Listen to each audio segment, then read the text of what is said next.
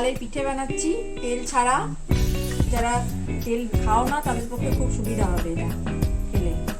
তালের সময় তো অবশ্যই তালের জিনিস খেতে হয়, কিন্তু সবসময় তো তেলের জন্য খাওয়া হয় না, তেল বেশি হয়ে যাবে বলে। এটা তোমরা সবাই খেতে পারবে।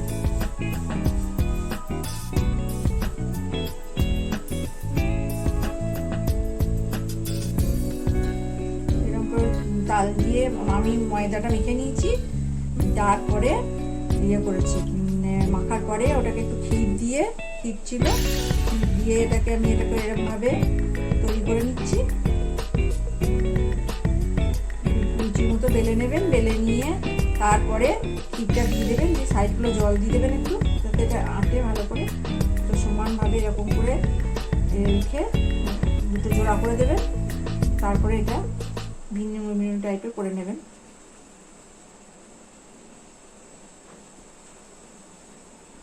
এরকম করে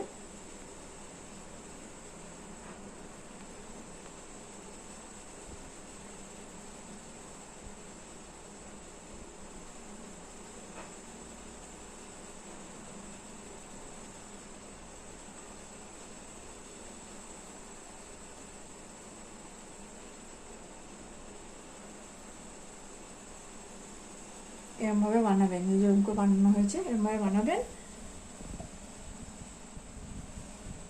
আমার জল ফুটতে দিয়েছি এখানে গ্যাসে, এই ডেচকিতে জল ফুটছে। এর উপরে আমি একটা এই ফুটো এই জাল থালা দিয়ে দিয়েছি, তাতে একটু তেল ব্রাশ করে দিলাম, হালকা করে তেলটা ব্রাশ করে দিয়ে তারপরে আমি এই তালের পিঠেগুলোকে এখানে দিয়ে দেবো, একটা করে সাজিয়ে দেবো, ঢাকনা দিয়ে ঢেকে দেবো। যেমনভাবে আমরা পিঠে বানাই বাঙালিরা ঠিক সেইভাবেই বানাবেন এটা তাল দিয়ে, যাতে তালটা আপনাদের খাওয়া হয়, সিজনের ফল, সেই জন্য। চারটেই দিলাম এখন, তারপরে আমি এটা ঢাকনা দিয়ে দিচ্ছি। এটা ফুটবে কিছু 15 মিনিট মতো, তারপরে এটা হয়ে যাবে রেডি। একবার উল্টে দেবো মাঝে। দেখুন 5 মিনিট হয়ে গেছে। 5 মিনিট পর আমি এগুলো উল্টে দিচ্ছি একবার করে উল্টে দেবেন। উল্টে না দিলে এটা একদিক সেদ্ধ হবে, আরেকদিক হবে না। এইভাবে উল্টে দেবেন।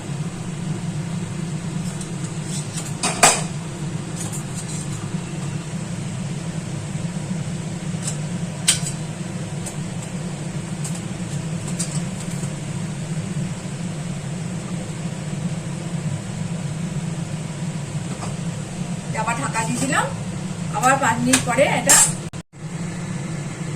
এই দেখুন আমার তালের পিঠেটা হয়ে গেছে, একদম রেডি। এবার আমি তুলে নিচ্ছি, সুন্দরভাবে সেদ্ধ হয়ে গেছে। এরকম ভাবে আমি আরো অনেক কটা বানিয়ে রেখেছি, ওগুলো পরপর আমি আস্তে আস্তে করবো আবার।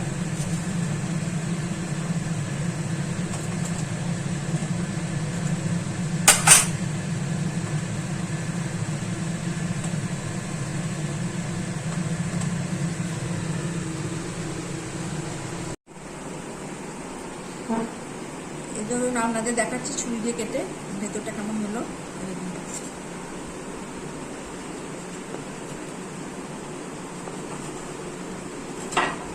এই দেখুন ভেতরে এরকম ফুটতে থাকবে, একটু যখন ঠান্ডা হবে, এটা তখন গরম, একটু ঠান্ডা হলে খাবেন, খুব সুন্দর টেস্ট।